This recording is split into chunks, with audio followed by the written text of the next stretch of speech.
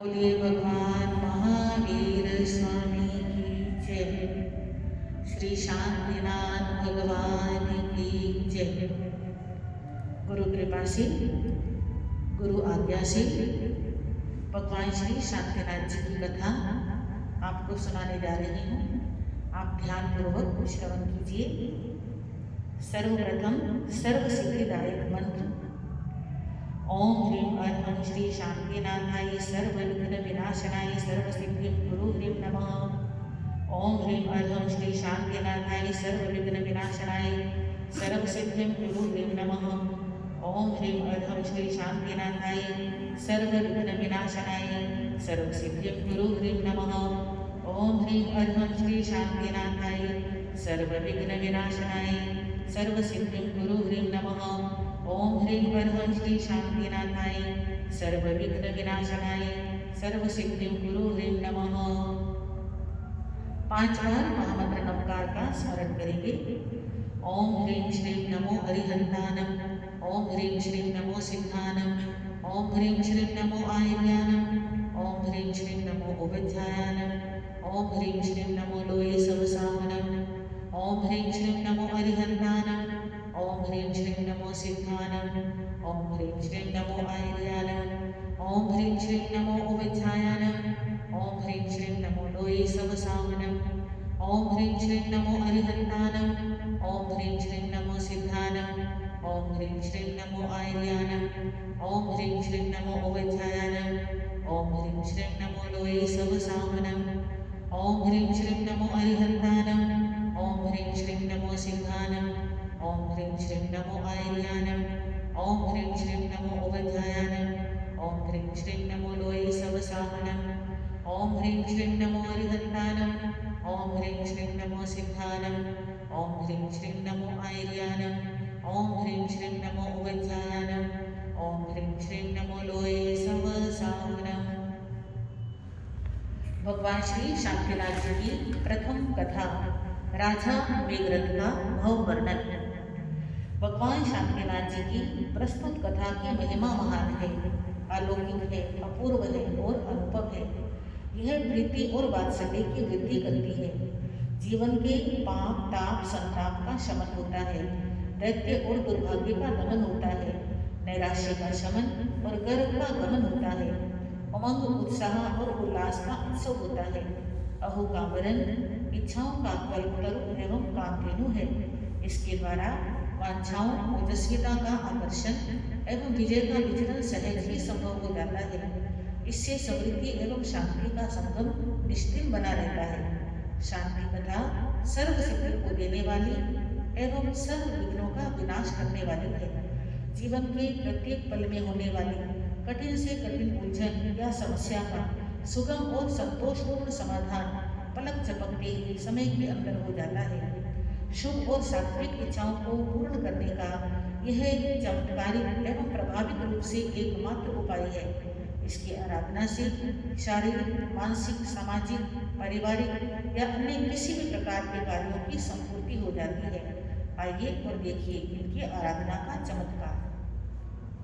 आवश्यकता आविष्कार की माता है।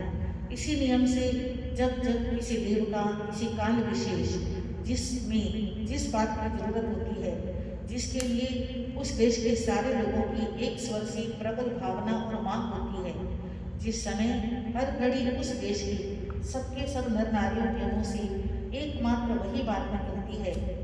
कुदरती नियम है कि उस समय देश में वहाँ के संपूर्ण आबाल वृद्ध नर नारियों की उस एक ही मांग, एक ही प्रबल लालसा और सम्मिलित भावनाओं की सुदृढ़ शक्ति से एक महान शक्ति का उदय होता है। इसी कुदरती नियम से पशु बलि और नर मेघ यज्ञों की इस पवित्र भारत भूमि पर भारी धूम मची थी। मूक, अबोध और अबोल प्राणियों की पत्थर तक को पिघला देने वाली आहों से यहाँ के वातावरण का जर्रा जर्रा उस दिन शोक ताप पिलाने की श्वासें ले रहा था। जब यहाँ की सारी भूमि ने बलिदानों के बहते हुए खून से एक लाल चादर सी ओढ़ ली थी, उस अन्याय और अत्याचार का जड़ मूल से उच्छेदन करने के लिए भगवान महावीर उस काल में यहाँ आए थे। इसी प्रकार आज से हजारों वर्षों के पहले इसी भारत भूमि में जब 15वें तीर्थंकर श्री धर्मनाथ जी मोक्ष में पधार गए थे, तब हस्तिनापुर और उसके पड़ोस के भूभाग पर महामारी का प्रचंड प्रकोप फैल रहा था। उस दिन उस भूभाग में जहाँ कहीं भी देखा जाता, उधर वही दिख पड़ता था कि मुर्दों की लाशें जंगलों की ओर ढो ढो कर ले जाई जा रही हैं। तब वहाँ की सब वन भूमि शमशानों में बदल रही थी। किसी भी बस्ती के बाहर जब निकल कर देखा जाता तो केवल शमशान ही शमशान नजर आते थे। बढ़ते बढ़ते मृत्यु संख्या जब हद से अधिक बढ़ गई, तब तो लोग घबराकर और थककर मुर्दों को यूं ही जंगलों में ले जाकर फेंक आने लगे। उस दिन वहाँ के वायुमंडल में से यदि कोई आवाज सुनाई पड़ती थी तो केवल आकाश को चीर देने वाले रुदन की आहों और चिल्लाहट की। संपूर्ण प्रजा त्रस्त और भयभीत होकर त्राही त्राही की पुकार मचा रही थी। सभी ने एक मत, एक दिल और एक प्राण होकर जगत पावन पतितोद्धारक दीनबंधु और अशरण शरण को पुकारा और अभ्यर्थनाएं की। उस समय कोई न कोई आते अवश्य है, जबकि हमारा आत्मज्ञान पहले मूक, अबोध, पक्षपाती और भेदाभेद रहित किसी भोले भाले बालक के समान बन जाए। तभी तो हम उस लोक पावन के पद पद्मों तक पहुंचकर उसकी अटल शरण को पा सकते हैं। ऐसे विकट समय में सर्वारस सिद्ध नामक स्वर्ग की एक आत्मा अपनी 33 साल की आयु को पूर्ण कर एक परम सुंदर और मनमोहक हस्तिनापुर नामक नगर में वहां के राजा विश्वसेन की परम आज्ञाकारी और सती साध्वी धर्मपत्नी अर्चना देवी की गोद में आई। इस महान आत्मा के गर्भ में आते ही महामारी को क्षय रोग लग गया। जिस प्रकार मेघों की वर्षा से प्रज्वलित अग्नि का अभिमान भी चूर चूर हो जाता है, ठीक उसी तरह उस महान शक्ति के गर्भ में आते ही महामारी का प्रचंड प्रकोप शांत और शमन होने लगा। इस अचानक परिवर्तन को देखकर लोगों को विश्वास हो गया कि कोई ना कोई महान शक्तिशाली आत्मा का आगमन होने वाला है। जैसे पूर्व दिशा की लालिमा की आभा मात्र से संसार को यह शुभ संदेश मिल जाता है कि अब शीघ्र ही अंधकार एकदम लोप हो जाएगा, ठीक उसी प्रकार जो शांतिमय वातावरण फैला है, यह उसी किसी महान आत्मा के आगमन की मनभावन पूर्व भूमिका है, जो निकट भविष्य में यहाँ जन्म लेकर जगत में शांति का सुखमय विस्तार करेगी। जब भगवान शांतिनाथ जी की पावन आत्मा स्वर्ग से चलकर अचला देवी के गर्भ में आई, उस दिन रात्रि के समय अर्धनिद्रित अवस्था में महारानी का हाथी, बैल, सिंह, लक्ष्मी, फूलों की माला, चंद्र, सूर्य, ध्वजा, कलश, सरोवर सहित पद्म क्षीर सागर, विमान रत्नों की राशि और निर्धूम अग्नि के 14 शुभ स्वप्न दिखाई पड़ी। इन सपनों को देखकर महाराज और उनके फलाफल पर क्रमशः विचार करने लगी। उसे तत्काल ही जान पड़ा कि इन शुभ सपनों के फलस्वरूप एक दिव्य पुत्र रत्न की प्राप्ति होगी, जो महान शक्तिशाली होगा और जो अपने प्रबल पराक्रम और दिव्य कामों से जगत के पाप तापों को धो बहाने में समर्थ होगा। यूं भांति भांति के श्रेष्ठ विचार करती हुई वह अपने स्वामी के कमरे में जहाँ वे सो रहे थे वहाँ गई। वहाँ मधुर आलाप से उसने अपने पतिदेव को जगाया। महाराजा विश्वसेन ने सजग होकर महारानी को सामने देखा और बैठने की आज्ञा दी तथा उसने उस समय वहां आने का कारण पूछा। पतिदेव की आज्ञा पाकर महारानी भद्रासन पर बैठ गई। तब अपने देखे हुए स्वप्नों में से एक एक करके सबके सब स्वप्न उसने राजा को कह सुनाई और उन शुभ स्वप्नों का परिणाम पूछा। राजा रानी के मुंह से उस स्वप्न की बातों को सुनकर राजा आनंद विभोर हो गए। तब वह अपने रानी से बोले, प्रिय, ये सभी स्वप्न शीघ्र ही बड़े उत्तम फल देने वाले हैं और साथ ही साथ महान मांगलिक भी हैं। इनके अमर प्रभाव से धन, जन और राज्य की अभिवृद्धि होगी। राज्य के पाप और तापों का शमन होगा। राजा, राज्य और प्रजा चयन करेंगे। धराधाम से अधर्म का अंत हो जाएगा, जिससे राजा और प्रजा के जीवन की उन्नति होगी। वे दीर्घ जीवन की गोद में फूलेंगे और फलेंगे। आज राज्य का 10 दिशाओं में जिस महामारी का प्राणलेवा आतंक फैला हुआ है, उसका कल नाम भी सुनने को नहीं मिलेगा। मेरे इस कथन की सच्चाई का प्रमाण तो तुम्हें उस समय जान पड़ेगा जब महामारी के शांत हो जाने का शुभ संदेश तुम सुन पाओगी। उस समय और भी कई प्रकार के मांगलिक कार्यों, शुभ संदेशों और धराधाम के शांत तथा चित्ताकर्षक वातावरण से तुम्हें प्रत्यक्ष हो जाएगा कि कोई न कोई महान आत्मा का जन्म तुम्हारी कोख से अति निकट ही में होने वाला है। राजा के इस कथन से रानी का हृदय हर्ष के मारे बांसों चल पड़ा। वहां से चलकर वह अपने शयनागार में आई। रात्रि के उस अवशेष समय को उसने अनेकों प्रकार के धार्मिक तथा ऐतिहासिक, वीर और लोक पावन कथाओं के चिंतन एवं मनन से बिताया। उसी दिन से अपने गर्भ का प्रतिपालन भी वह शास्त्रों के नियमानुसार सांगोपांग रूप से करने लगी। पूरे 9 मास 7.5 दिन बीतने पर एक परम पुण्यवान, महान, तेजस्वी और अमर यशस्वी बालक का उसने जन्म लिया। बालक का जन्मोत्सव बड़ी ही धूमधाम से मनाया गया। 12वें दिन अशुचि कर्म से निवृत्त हो जाने पर बालक का नामकरण संस्कार किया गया। जिस घड़ी से यह बालक गर्भ में आया था, उसी क्षण से भारत व्यापी महामारी का शमन हो चुका था। उस दिन तो उसका सर्वनाश ही हो गया जिस दिन वे गर्भ से बाहर आए। देश की 10 दिशाओं में सर्वत्र शांति का एक छत्र अखंड राज्य व्याप्त हो गया। बस तभी तो यथा नाम तथा गुण वाले उस बालक का शुभ नाम शांतिनाथ अर्थात शांति के सम्राट रखा गया। भगवान शांति अपने बाल्यकाल से ही बड़े भारी गुणशील धर्मात्मा और अप्रतिम प्रतिभावान थे। उनके 7 वर्ष के हो चुकने पर एक दिन उनके माता पिता के मन में उन्हें पाठशाला में प्रवेश करवा देने का विचार था, परंतु उसी क्षण अपने कार्यों से उन्होंने उपस्थित सारे के सारे जन समुदाय को प्रत्यक्ष दिखा दिया कि उस समय के बड़े से बड़े सभी दिग्गज विद्वान भी मिलकर उनके ज्ञान की समता करने में असमर्थ हैं। तब तो उन्हें पढ़ाने की कोई आवश्यकता प्रतीत ही नहीं हुई। उनके पूर्व जन्म के संस्कारों से ये बिना पढ़ाए लिखाए ही सभी प्रकार की विद्याओं और कलाओं में पहले से ही पूर्ण कुशल थे। समय व्यतीत होने पर ये युवक हुए। तब तो यशोमती नामक सुंदर एवं सर्वगुण संपन्न कन्या से उनका विवाह हुआ। आपको अपने राज्य में से 14 रत्नों और 9 निधियों की प्राप्ति हुई, जिनके प्रभाव से आपने 4 खंडों में अपना एक छत्र साम्राज्य स्थापित किया। यूं कई दिन सुखपूर्वक बीत गए। एक दिन इनकी धर्मपत्नी श्रीमती यशोमती को मुख के मार्ग से शरीर में चक्र उतर जाने का स्वप्न दिख पड़ा। इनका सारा वर्णन उसने अपने पतिदेव के सामने प्रकट कर दिया और उस स्वप्न का अर्थ भी पूछा। पतिदेव ज्ञान निधान तो थे ही, कुछ ही क्षणों में अपने ज्ञान बल से उस पर विचार करके वे अपने पत्नी से बोले, प्रिय, पूर्व भव में दृढ़रथ मेरा एक भाई था। इस समय वह सर्वार सिद्धि नामक विमान में है। वही अब वहां से चलकर अपने घर पुत्र के रूप में आ रहा है। उस दृढ़ रथ के समय में मैं महाविदय के पुष्पकलावती नामक विजय को पुंडरीकणी नगरी का मेघरथ नामक राजा था। एक बार मेरी शक्ति की प्रशंसा शक्रेंद्र नामक इंद्र ने अपने देव सभा में की थी, किंतु एक से सभी स्थलों में और सभी कालों में विद्यमान रहते ही नहीं है।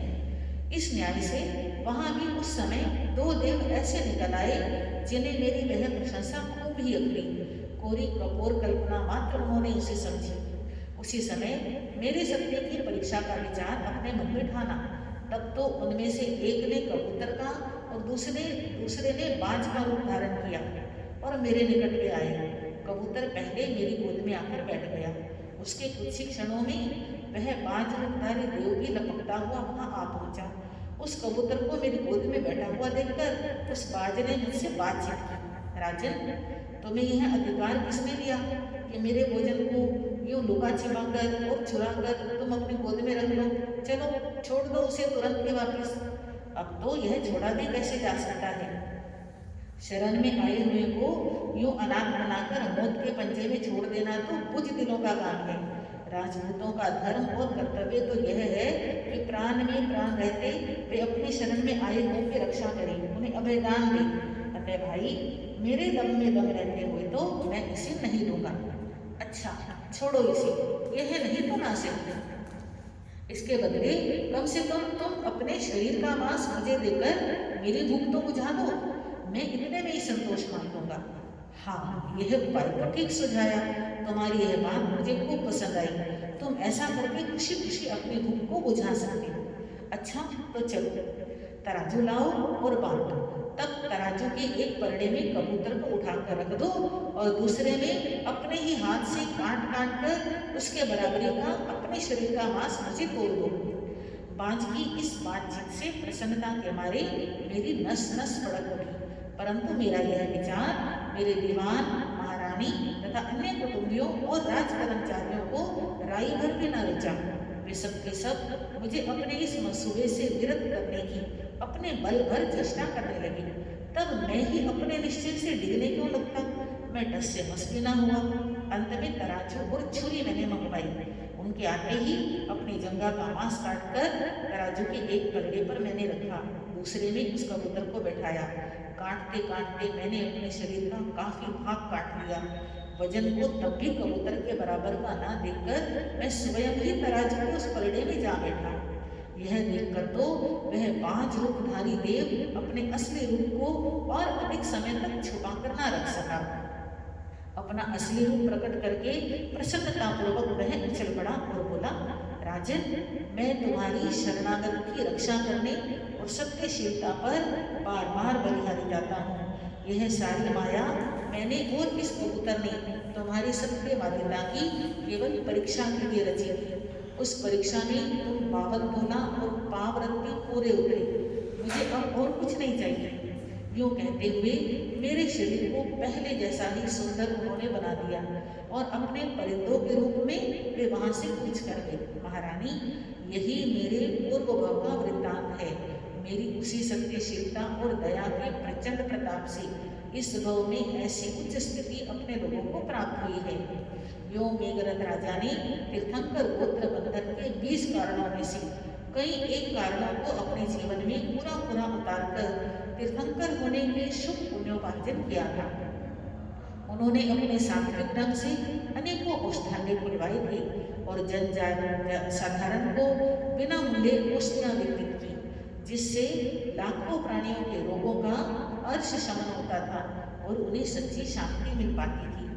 इस जगत के दीन दुखी, चिंताग्रस्त, अंधे, अपाहिज, गूंगे, बहरे और वे असाध्य रोगी जो अज्ञान के अंधकार में फंसकर अपने वास्तविक आत्मस्वरूप को जन्म जन्मांतरों से भूलकर नाना प्रकार की योनियों में बार बार जन्म और मरण को प्राप्त हो रहे हैं, ऐसे ही प्राणी हमारे लिए वास्तविक उपास्य है।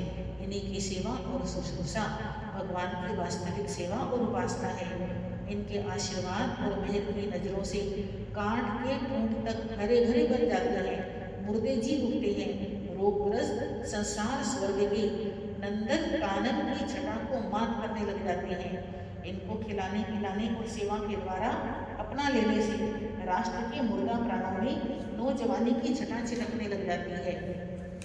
राजा मेघरथ ने अनेकों पाठशालाएं, गुरुकुल, विद्यालय, महाविद्यालय आदि शिक्षण संस्थाओं को स्थापित किया और उनके द्वारा जनता को विद्या का अमर दान दिया और अनेकों निरक्षरों को साक्षर, सज्ञान और सर्वगुण संपन्न बना दिया, क्योंकि सद्विद्या ही राष्ट्र का जीवन रक्षण और विकास है तथा वही मुक्ति का राजमार्ग भी है। उन्हीं राजा ने अपने राज्य में जीव हिंसा की राजघोषणा द्वारा बनाई थी, जिससे अहिंसा धर्म का खूब ही प्रचार और प्रसार हुआ। संपूर्ण प्राणियों की रक्षा करना यह उनका एक मुख्य ध्येय था। ऊपर के उदाहरण से यह तो भली भांति समझ ही सकते हैं कि वे स्वयं भी अहिंसा के एक अवतार थे और स्वयं अपने प्राणों का मोह त्याग कर परायों के प्राणों को बचाने में पल भर का विलंब भी कभी नहीं करते थे। ऊपर का उदाहरण उनका आदर्श अहिंसा का एक जीता जागता उदाहरण है। इसी प्रकार अनाश्रित जन और अपंग, लंगड़ों आदि के लिए उन्होंने अनेक अनाथालय और स्कूल खोलकर उनके भरण पोषण और शिक्षा का समुचित प्रबंध कर दिया था। यही कारण था कि उनके राज्य का कोई भी व्यक्ति कभी भी भूखा नहीं रह पाता था। स्वधर्मी गरीब बंधुओं के लिए तो उन्होंने इतना अच्छा प्रबंध कर दिया था कि भोजन के समय वे बिना किसी रोक टोक के भोजनशाला में प्रवेश करके सुख और शांति के साथ भोजन कर सकते थे। राज्य की संपूर्ण अनाथ और निराश्रित विधवा माताओं तथा बहनों के लिए उन्होंने आश्रम बनवा दिए थे, जिनमें वे स्त्रियां समय पर जाकर भोजन कर लेती और नित्य नियमित रूप से वहीं महामंत्र नवकार का जप और जाप भी किया करती थी। इतना ही नहीं, मेघरथ राजा ने अनेकों सामायिक भवन बनवा दिए थे, जिनमें समय समय पर सभी लोग सामायिक प्रतिक्रमण आदि अनेकों प्रकार की धार्मिक क्रियाएं करते थे। धर्म प्रचार के और भी जितने साधन हो सकते थे, उन सभी को राजा मेघरथ ने वास्तविक कार्य का रूप देकर धर्म प्रचार में पूरा योगदान किया था। उनके इस धर्म प्रचार के कार्यों को देख देख कर तो उनके शत्रु तक उनकी सराहना करने से कभी नहीं चूकते थे और उनके दिलों में भी इस बात की प्रतिद्वंदिता सदा सजग रहती थी। यूं अनेक वर्षों तक धर्मपूर्वक न्याय नीति के साथ तीर्थंकर पद प्राप्ति का पुण्य अर्जन कर सर्वारस्य के माने में उत्पन्न हुए और वहां से वही मेघरथ राजा का जी यहाँ शांतिनाथ भगवान के रूप में आया है। इन्हीं शांतिनाथ ने लोक कल्याण के लिए 6 खंडों का राज्य परित्याग करके दीक्षा धारण की। दीक्षा के कुछ ही काल के पश्चात उनके चारों घनघाती कर्मों का पूरा नाश हो गया और केवल ज्ञान की प्राप्ति उन्हें हो गई। तब तो वे तीर्थंकर होकर 34 अतिशय और 35 प्रकार की वाणी से संयुक्त हुई। उन दिनों जहाँ भी आप कहीं विचरण करते तथा विराजते, उस स्थान के आसपास के कई कोसों के स्थान में एक छत्र रूप से अखंड शांति व्याप्त हो जाती थी। अंत में एक दिन अपने संपूर्ण कर्मों का जड़ मूल से उच्छेदन कर भगवान शांतिनाथ जी मोक्ष धाम को सिधार गए। इनको शांतिनाथ जी नाम रखने का स्पष्टीकरण तो यथास्थान हम ऊपर कर आए हैं। इनका नाम सचमुच बड़ा ही उत्तम, हृदयग्राही और मांगलिक है। प्रातःकालीन भजन स्मरण आदि में इनके नाम का जाप वास्तविक रूप से बड़ा ही हितप्रद, शांतिदायक एवं मनोकामना की पूर्ति करने वाला है। भगवान शांतिनाथ प्रभु की यह पावन कथा महान मंगलमयी और आनंद प्रदायिनी है। जहाँ इसका पठन पाठन और मनन होता है, वहाँ निश्चय पूर्वक शांति का संचार हो जाता है। इस कथा के करने कराने से धन, जन और वैभव की अभिवृद्धि होती है, परंतु होना चाहिए सात्विक श्रद्धा, अटल विश्वास और प्रेम के साथ। इससे निर्धन धनवान हो जाते हैं, निर्बलों को बल की प्राप्ति होती है। रोग ग्रसित प्राणियों के रोग इसके पढ़ने और पढ़ाने से तत्काल ही दूर हो जाते हैं। इसके नित्य पठन पाठन से भूत, पिशाच, व्यंतर, डाकिनी, शाकिनी आदि के सभी उपद्रवों का शीघ्र ही अंत हो जाता है और मनोवांछित संपूर्ण कार्यों की सिद्धि होती है। अधिक क्या कहें, भगवान शांतिनाथ की इस पावन कथा को पढ़ने पढ़ाने से संपूर्ण प्रकार के दैविक और भौतिक तापों का सर्वनाश होकर इसी जीवन में अक्षय चिर शांति प्राप्त होती है। महामंत्र नवकार का 11 बार पाठ करें। बोलिए श्री शांतिनाथ भगवान की जय। दूसरी कथा सेठ पूर्णभद्र संतान प्राप्ति के लिए। धन, वैभव, यश, कीर्ति और अन्य सभी प्रकार के पारिवारिक सुखों की सुलभता पूर्वक सन्निकट होते हुए भी जिन्हें संतान सुख की प्राप्ति न हो पाई हो और जो नाना प्रकार के भैरव, भवानी, पीर, पैगंबर आदि देवताओं की मिन्नते मानते मनाते जीवन में पूरे निरुत्साह हो बैठे हों, इतनी सब कुछ उधेड़ उनके मचा सुखने पर भी जिन्हें संतान का सुख देखने के लिए प्राप्त ही न हुआ हो, उन्हें भी भगवान शांतिनाथ जी की कथा कल्पलता के समान फलदाता सिद्ध होती है। ऐसे अनेकों व्यक्तियों को समय समय पर इस कथा के प्रभाव से सुयोग्य संतानों की प्राप्ति हुई है और होती है। यहाँ हम एक ऐसी घटना का उल्लेख किए देते हैं जिनके यहाँ सब प्रकार की सांसारिक संपत्ति और सुखों के अथक रूप से होने पर भी एक पुत्र रतन के बिना वह संपूर्ण वैभव और सुख सुना था। परंतु भगवान शांतिनाथ की कथा के फलस्वरूप पुत्र रत्न की प्राप्ति हुई। तब से इस कथा पर उनका और उनके परिवार का और भी अटल विश्वास और आत्मिकता बढ़ गई। आज से लगभग 3000 वर्ष पूर्व इसी भारत भूमि के धर्म प्रांत बिहार प्रांत में भागीरथी तट पर मणिपुर नामक एक महान मन भावन नगर बसा हुआ था। उसमें उन दिनों पूर्णभद्र नाम का एक सेठ निवास करता था। वह अपार धनराशि का स्वामी था। परिवार भी उसका काफी लंबा चौड़ा था। राज्य और शहर में उसका यथोचित सम्मान था। शहर और राज्य की सारी जनता सेठ को बड़े ही आदर की दृष्टि से देखती थी। इतना सब कुछ होते हुए भी सेठ की आंखों के आगे संसार सुना जान पड़ता था, क्योंकि वह संतानहीन था। उसके रहने के आवास बड़े बड़े राजा महाराजाओं के महलों को भी मात करने वाले थे। उनमें सैकड़ों दास दासी भी हर समय उसकी सेवा के लिए हाथ बांधे खड़े रहते थे। फिर भी वे सब उसके लिए तो शून्य के समान निर्जन थे।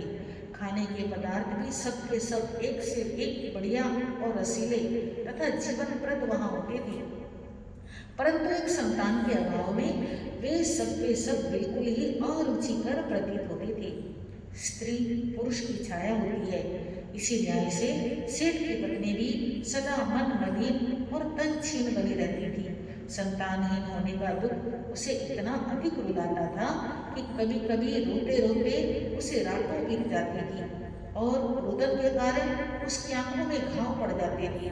संसार में रहकर खाने पीने पहनने ओढ़ने आदि के सभी कार्यों को समय पर करती तो थी, परंतु अपने ऊपरी दिल से उसके भीतर उसके हृदय की आहें मिली घुली रहती थी।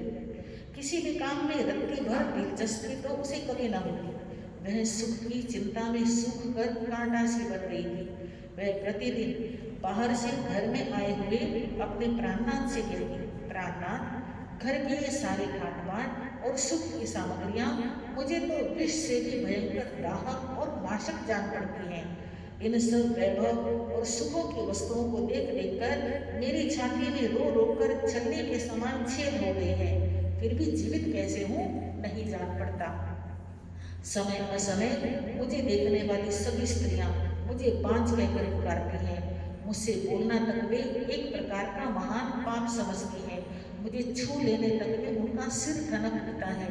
उस समय वे प्राणनाथ मुझ पर कितने भयंकर गाज भरती होगी। उस घोरतम दुख अपमान और वाक बाणों के घावों को, प्राण हरण करने वाली चोटों को मेरा दिल ही जानता है। दूसरा कोई उसे देख ही नहीं सकता, तब जानेगा भी उसे कैसे।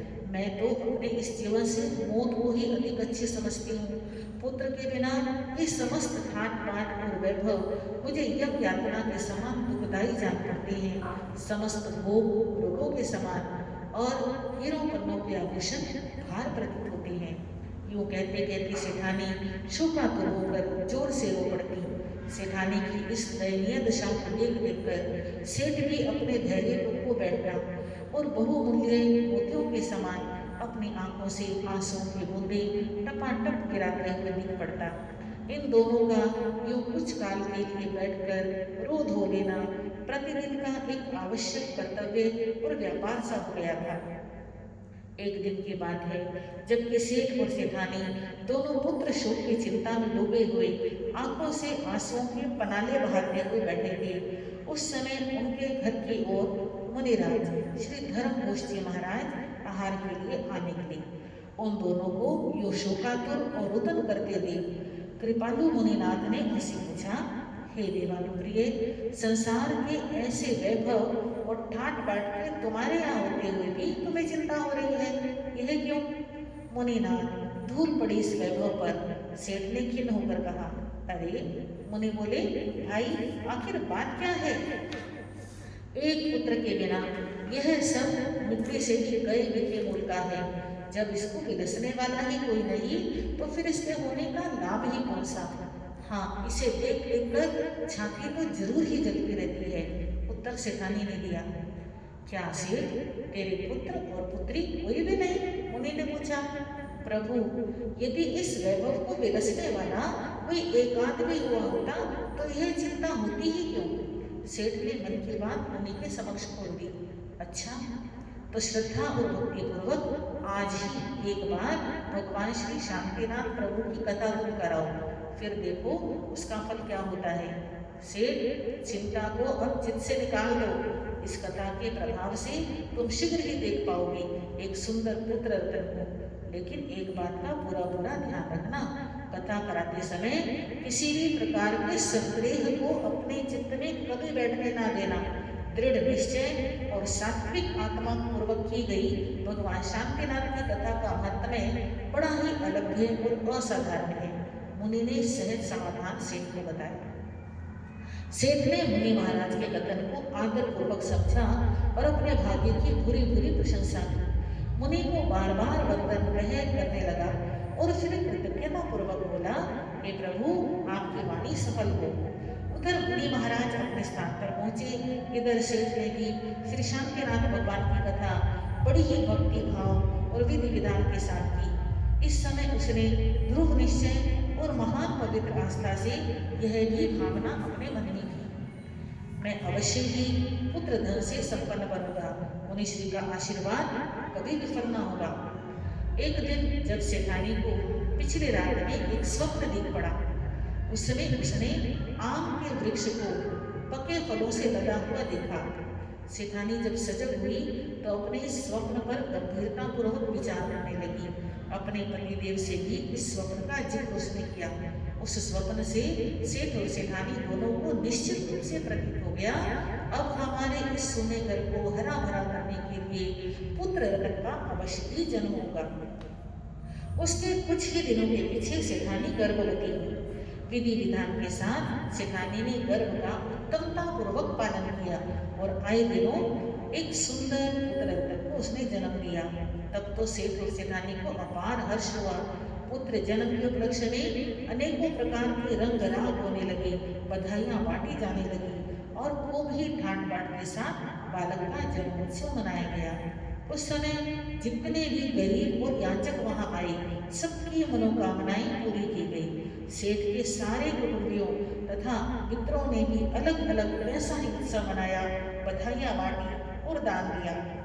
तब उसने एक सार्वजनिक विराट सभा की और भगवान शांतिनाथ की कथा का महत्म्य बताते हुए आगंतुक सज्जनों को कहा, भाइयों और बहनों, यह कथा तत्काल और प्रत्यक्ष फल को देने वाली है।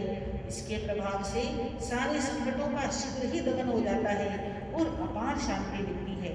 यह इसी कथा के भक्ति पूर्वक कराने का ही एकमात्र प्रभाव है कि मेरे घर पुत्र रत्न की प्राप्ति हुई। अतः आप सभी भाई बहन दैविक और भौतिक तापों से मुक्ति हेतु अवश्य में कथा को श्रद्धा पूर्वक करें। सेठ की इस अपील का सभी सज्जनों ने एक स्वर से समर्थन किया और तभी भगवान की इस पावन कथा का प्रचार घर घर और दर दर होने लगा और इसी कथा को तत्काल फल देने वाली मानकर अनेकों मनुष्य जैन धर्म की पावन शरण में आ गए। तीसरी कथा धन एवं विजय की प्राप्ति के लिए ग्वाल गोपाल की कथा। जिन लोगों को अपनी गरीबी दूर कर आर्थिक संपन्नता प्राप्त करने हो, राज्य में पद और सम्मान पाना हो, मुकदमे में विजय लाभ करने की उत्कट अभिलाषा जिनकी हो, संसार की आंखों से जिन्हें आदर पाने की आंतरिक अभिलाषा हो, उन्हें श्री शांतिनाथ भगवान की कथा की आराधना अवश्य में करनी और करवानी चाहिए। भोपाल ग्वाल की गरीबी इसी कथा के करवाने से दूर हुई थी। महाराज विक्रमादित्य के पहले के समय की बात है कि इसी भारतवर्ष में कनकपुर के पास टिखरपुरा नामक एक कस्बा था। उसमें भोपाल नाम का एक ग्वाला रहता था। वह इतना दरिद्री और भाग्यहीन था कि आसपास के लोगों को उसकी दशा को देख देख कर रोना आ जाता था। और तो और उसे भर पेट भोजन तक वर्ष भर में कभी एक आध बार ही नसीब हो पाता था। वह सदा सुबह लाता और शाम को खाता था। वर्ष में कई दिन उसे भूखे रहकर ही बिता देने पड़ते थे। अपनी इस दशा से ऊबकर वह सदा सर्वदा अपने मिलने भिड़ने वालों को यही कहता, भाई, मैं तो अपने इस जीवन से मरण को ही अधिक अच्छा समझता हूँ। मुझ जैसे प्राणियों से संसार को लाभ ही कौन सा। मैंने जन्म लेकर धरती को बोझिल बनाया, और तो और मौत भी मुझे नहीं आती है। उपाय तो मौत के लिए मैं कई बार कर चुका हूँ, परंतु मौत मुझे आएगी कैसे? जाके यहाँ जाना है, वाकई वहाँ जाना है, जाके वहाँ जाना है, वाकई यहाँ जाना है। उन दिनों मुनि श्री विभूति विजय जी अपने शिष्यों के साथ वहीं रहते थे। उस जगत में प्रतिक्षण प्रत्येक पदार्थ में अदल बदल सी हो रही है। फिर भोपाल ग्वाल का भाग्य भी क्यों ना बदलता, उसके भाग्य चक्र ने भी पलटा खाया। पतझड़ के बाद प्रकृति में बसंत सदा आया करता है, और हाथ से हाथ तक जिसमें ना सूझ सके, ऐसे सावन भादों की अंधेरी रात्रियों के बाद शरद की पूर्णिमा की निर्मल चांदनी जगत में अवश्य प्रकट होती है। ठीक उसी प्रकार अब भोपाल ग्वाल के दुख के दर्द भरे दिन भी बीतने का समय निकट आ पहुंचा। एक दिन अचानक उस ग्वाले की इन मुनिराज से भेंट हो गई।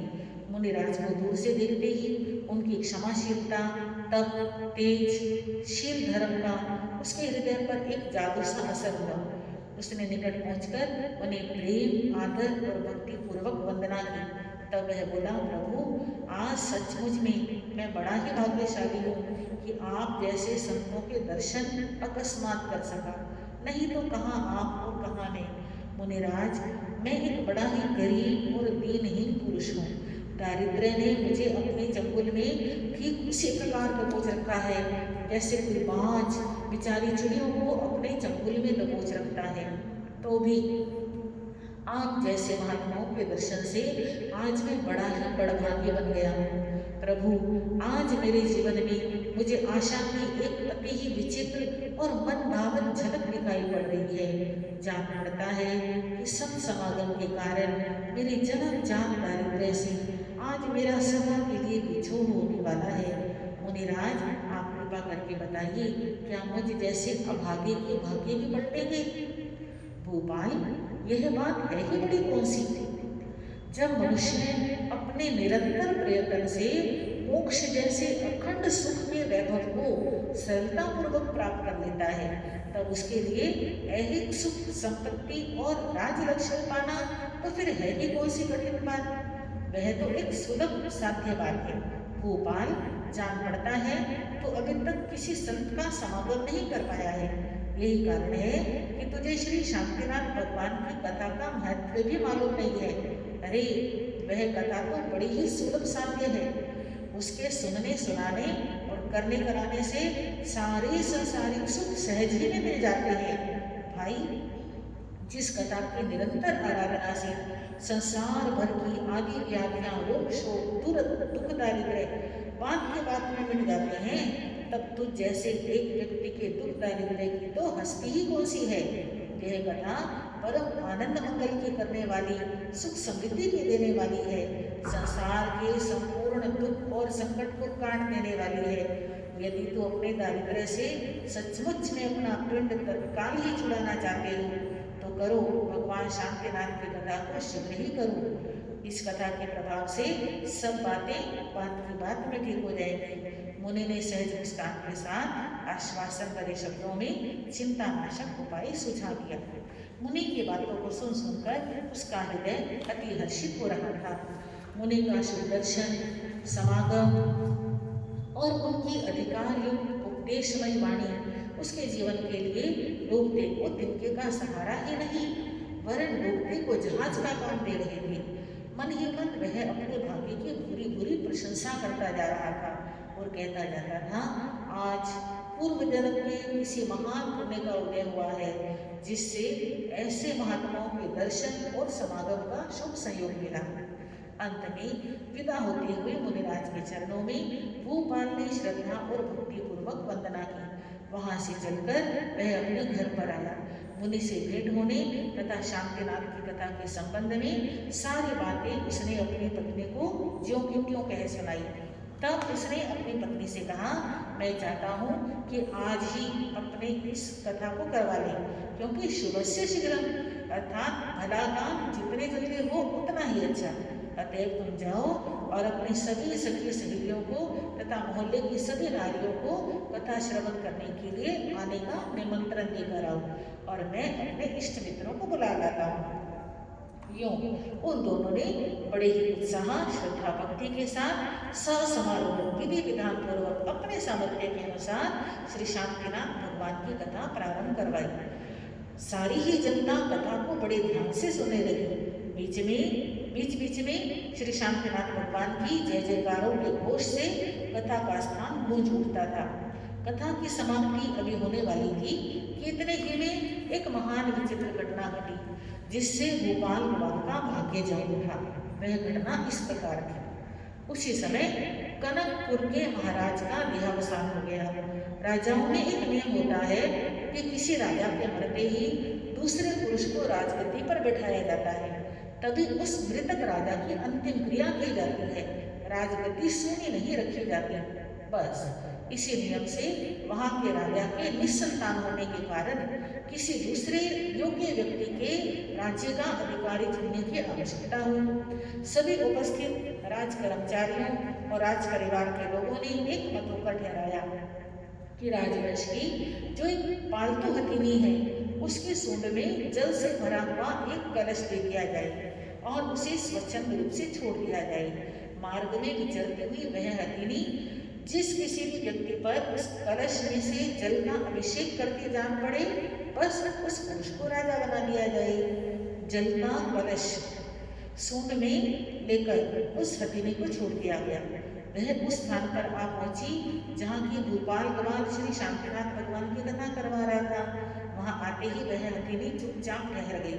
लोग उसकी ओर देख देख कर बड़ा भारी अचरज करने लगे। कथा अब तक बड़े आनंद पूर्वक समाप्त हो चुकी थी। भोपाल गवाल कथा की समाप्ति पर प्रसाद की प्रभावना श्रोताओं को बांट रहा था।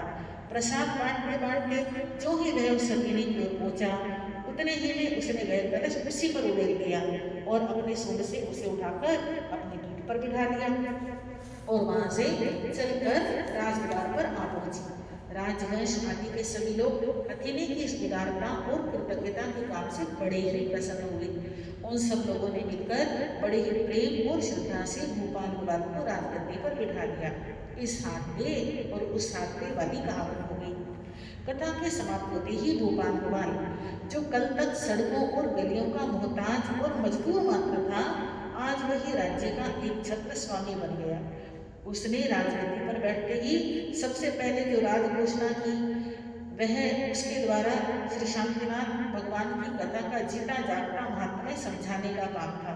सभी प्रजाजनों ने उस घोषणा का 16 आना हृदय से सत्कार किया, क्योंकि उन्होंने भोपाल गवाल का उदाहरण अपनी आंखों से देखा था। उन लोगों ने भी उस कथा को सदा सर्वदा प्रति मास विधि विधान और भक्ति भाव के साथ करने कराने का निश्चय करके दृढ़ व्रत लिया। भोपाल की श्रद्धा तो इस कथा की ओर अनर्थक रूप से बढ़ गई। जिन जिन लोगों के कानों पर वह पहली राज घोषणा पड़ी थी, वह सब के सब जैन धर्म के सच्चे और कट्टर अनुयायी बन गए। उन्हें प्रत्यक्ष जान पड़ा कि जैन धर्म सभी जाति सभी अवस्थाओं के नर नारियों के लिए ग्राह्य, सुबोधगम्य, सुंदर, शांतिदायक, सुलभ साध्य और जीवन को तत्काल ही उन्नत बनाने वाला है। उसके सिद्धांतों में विश्व कल्याण की कामना खुली मिली हुई है। उसकी ही एकमात्र शरण में जाने से भव ताप से तपित मानव हृदय असाधारण शांति लाभ कर सकता है। अब तो भोपाल के जीवन की दशा ही बदल गई। वह रंग से राजा हो गया और न्याय नीति पूर्वक राज्य का संचालन करने लगा। परंतु आजीवन वह इस बात को भली भांति जानता और मानता रहा कि मेरे अभ्युदय का एकमात्र कारण श्री भगवान शांतिनाथ जी की कथा मात्र ही है। अतएव बिना शांतिनाथ भगवान का जप जाप किए ना तो वह भोजन करता, ना कभी पानी ही पीता और ना संसार के अन्य कोई काम ही वह करता। उठते बैठते चलते फिरते प्रति क्षण मन ही मन उन्हीं भगवान शांतिनाथ भगवान का पावन जप जाप किया करता था। वह जैन धर्म का कट्टर अनुयायी भी बन चुका था। उसके राज्य की उन्नति में भगवान की निरंतर कथा और जप जाप के प्रत्यक्ष प्रताप से शुक्ल पक्ष के चांद की भांति बढ़ रही थी। उसकी उस बढ़ती हुई उन्नति को देख देख कर पड़ोसी राजा लोग उससे बड़ी ईर्ष्या रखने लगे थे। वे उसकी पूर्व दशा और आज की दशा की तुलना कर करके मन ही मन बड़े जलते भूनते और राख होते जा रहे थे। आए दिनों इस द्वेष की अग्नि ने बड़ा ही प्रचंड रूप धारण किया। सभी पड़ोसी राजाओं ने एक मत होकर भोपाल पर आक्रमण करके उसे तहस नहस कर देने का मंसूबा किया और एक दिन अपनी सम्मिलित शक्ति से उस पर धावा जमा। उधर भोपाल नरेश का भी दूतों के द्वारा उनके आक्रमण का सारा हाल कुछ दिनों पूर्व ही मालूम हो चुका था। उसी समय उसने शहर के 5 भिन्न भिन्न स्थानों पर श्री भगवान शांतिनाथ जी की कथा बिठवा दी थी और अपने यहाँ के विधि विधान के साथ उस कथा को निरंतर आरंभ करवा दिया था। शत्रु दल को सामने रण आंगन में उतरा देखकर आप भी ससैन्य भूपाल नरेश उन पर भूखे शेर की भांति टूट पड़ा। घमासान युद्ध कई दिनों तक होता रहा। अंत में शत्रु पक्ष ने बड़ी ही मुंह की खाई। विरोधी पक्ष की सेना के पैर उखड़ गई। अंत में विजयश्री ने भगवान की कथा और जप जाप को अटल असाधारण प्रभाव से भोपाल को ही बना। उससे तो भोपाल नरेश का यश और भी दिशा विदिशाओं में फैल गया। इस कथा के अमर प्रभाव से उसी काल में अनेकों पुरुषों ने मुकदमे आदि में असाधारण विजय प्राप्त की। तब से तो इस कथा की ओर जन रुचि और भी अधिक बढ़ गई और तब से आज तक बढ़ती ही चली जा रही है। बोलिए श्री शांतिनाथ भगवान की। चौथी कथा, धन प्राप्ति के लिए गंगपाल की कथा। जिन पुरुषों के घर से लक्ष्मी रूठ सी गई है, जो पैसे पैसे के लिए तरसते रहते हैं, साधारण रूप में भोजन और वस्त्र तक जिन्हें समय पर नसीब नहीं हो पाता, उन व्यक्तियों को सात्विक श्रद्धा और भक्ति भावपूर्वक श्री भगवान शांतिनाथ की कथा करनी करानी चाहिए। कथा के फलस्वरूप उन्हें तत्काल ही विपुल धन की प्राप्ति होती है। तब तो सारे सुख सहज में सुलभ हो जाती है। जिस प्रकार गंगपाल नामक एक व्यक्ति ने इस कथा को करवाकर अपने दुख और दारिद्र को सहज ही में काट बहाया था और बदले में अमर सुख उसे मिला था। महाराजा विक्रमादित्य के पहले के समय की चर्चा है। हमारे इस भारतवर्ष में श्रीपुर नाम का एक बड़ा ही मनोहर नगर था। उन दिनों वहाँ के राजा महिपाल थे। उसी नगर में गंगपाल नाम का एक व्यक्ति भी रहता था, जो अत्यंत दीनहीन, दुखी, दरिद्री और संसार का महादुख था। वह इतना गरीब था कि लगातार कड़ा परिश्रम करते रहने पर भी मुश्किल से अपने रूखे सूखे भोजन को जुटा पाता था। उसकी इस गरीबी से उसकी स्त्री और संतानें सभी एक मुंह से घबरा उठी। बच्चों के जेवर की बात कौन चलावे, बेचारों को घर पेट भोजन और कपड़े तक पूरे नहीं मिलते थे। यही हाल उसकी औरत का भी था। उसकी साड़ी क्या थी, एक झरझर कंधा थी। जगह जगह उसमें कई पैबंद लगे हुए थे। जहाँ तेल भी नसीब ना हो पाता था, वहाँ भोजन में घी की गंध तो मिलने की ही क्यों बात है। अधिक क्या, थोड़े में उस बेचारे की कदर उस घर और गांव में एक कुत्ते से भी कम थी। एक दिन श्री प्रबोध मुनि जी अपने शिष्यों के साथ विचरते विचरते वहाँ आ निकले। वे बाग में ठहरे। जब शिष्यगण आहार पाने के लिए बस्ती में जाने को तैयार हुए तो सबसे पहले उन्होंने अपने मुंह पर बंधी हुई मुपट्टी का प्रतिलेखन किया। तब झोली समेत काठ के पात्रों और अपने शरीर पर ओढ़े हुए वस्त्रों का परिमार्जन और प्रतिलेखन करके वे बस्ती में गए। मार्ग में उसी गरीब गंगपाल के इन मुनियों से भेंट हुई। गंगपाल ने सारे मुनियों को सादर वंदना की और गिड़गिड़ा कर बोला, प्रभु, मुझ सा अभागा आप लोगों को संसार में कोई बिरला पुरुष मिलेगा। मैं जन्म का दुखिया और दारिद्र्य का सताया हुआ हूँ। यूँ कहते कहते उसकी आंखों से आंसू ढुलक पड़े और वह मुनियों के पावन चरणों में गिर पड़ा। उठकर फिर बोला, महाराज, जरा मुझ दीन दुखी की अवस्था पर भी ध्यान दीजिए। क्या मेरा भाग्य भी कभी जगेगा? भाई, भला तो तुम्हारा इसी बात में है कि तुम खड़े ही खड़े पड़ोसी के बाग में, जहाँ हमारे गुरु महाराज श्री प्रबोध मुनि जी विराजमान हैं, उनकी सेवा में अपना सारा दुखड़ा कह सुनाओ। वे सब प्रकार से समर्थ हैं। तुम्हारे उद्धार का कोई ना कोई सीधा सा उपाय तुम्हें भी उसी क्षण समझा देंगे।